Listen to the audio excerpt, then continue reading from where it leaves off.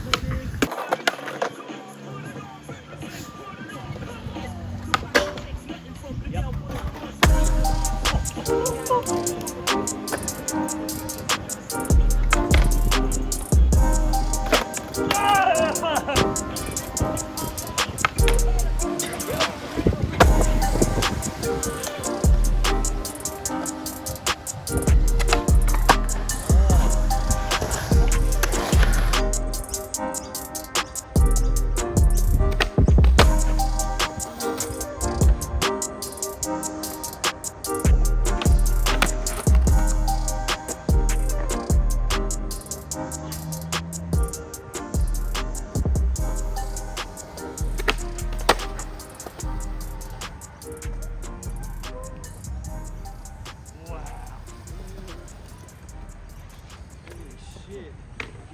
Holy shit. I feel like skating that brand new Tilapia skate park wasn't a true test of these wheels. So we've come to a rougher skate park, or more rough skate park. It's an old skate park, it's a lot more rough. I'm only gonna skate here for like 30 minutes, but I wanted to test what it's like on a more rough surface. So everything was perfect at Tilapia. My back tails are working again. All my flip tricks worked really well. So these wheels are great, but let's try it on some rough ground right here.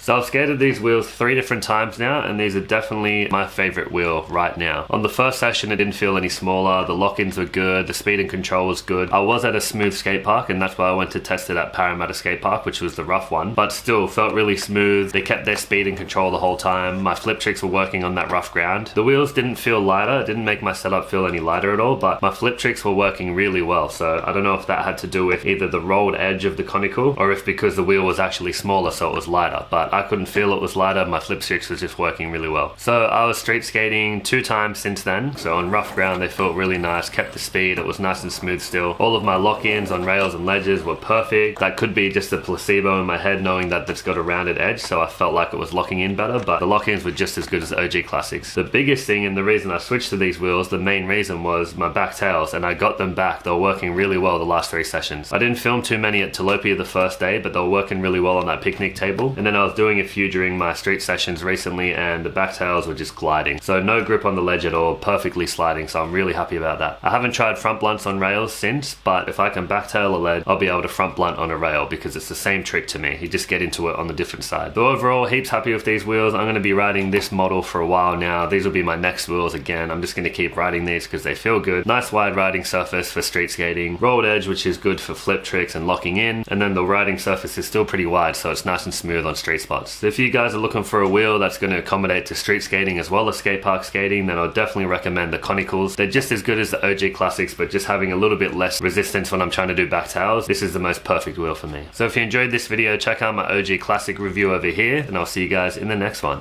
Peace.